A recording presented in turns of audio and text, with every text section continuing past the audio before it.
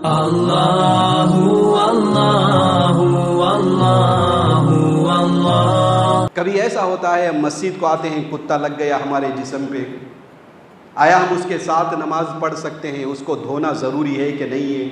ये बहुत से लोग सवाल करते हैं।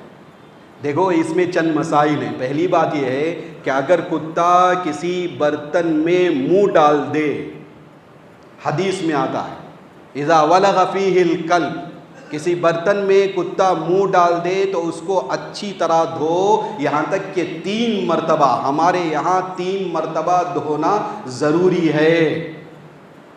बाज़े आइम्मा यहाँ तक फरमाते हैं 7 मरतबा धोना ज़रूरी है, और उसमें 1 मरतबा मिट्टी से रगड़ के धोना ज़रूरी है। ये बाज़ दीगर आइम्मा के यहाँ, हम जो अहनाफ हैं, अहनाफ के यहाँ ज़रूरी है कि जिस बर्तन में कुत्ता मुंह डाल दे उसको 3 मरतबा धोना ज़रूरी है, तभी वो बर्तन साफ़ होगा। यह हदीस के जो है रिवायत है, ठीक है। अच्छा भाई, जैसे हम आते हैं, मस्जिद को आते हैं या कहीं जाते हैं, हमें कुत्ता लग के चला गया, आम तौर पे होता है गली कोचों में फिरा करते हैं, कपड़े पे लग गया, जिस्म पे लग गया, इससे जिस्म नापाक होता है, कपड़ा नापाक होता है कि नहीं होता है?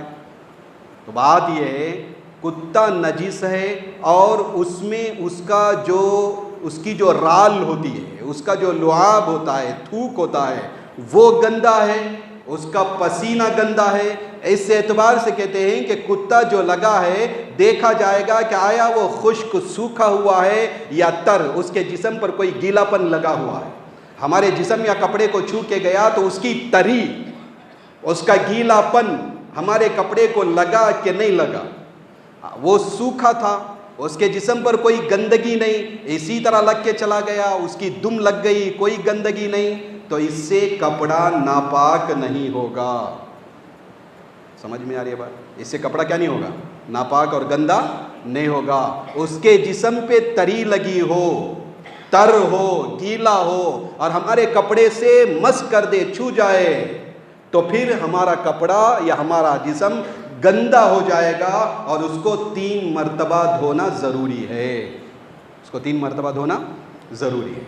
उसका लुआब लग गया या उसका पसीना लग गया तो भी यही हुक्म है कि कपड़े को 3 मरतबा धोया जाएगा, और उसी के साथ नमाज पढ़ना ये सही नहीं, ये गंदा कपड़ा है। और नमाज के शराइत में से एक शर्त, नमाज के कई शराइत बताए गए यहाँ पर, उन शराइत में से एक शर्त क्या है? कपड़े का पाक होना और जिस्म का पाक होना है। लगे हाथ तो एक और मसला मालूम,